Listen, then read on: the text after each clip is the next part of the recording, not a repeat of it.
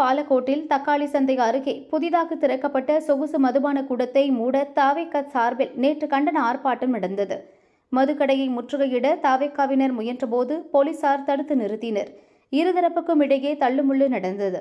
அங்கிருந்த தகரத்தின் மீது ஏறிய தாவேகா தொண்டரை போலீசார் கீழே இறக்கினர்.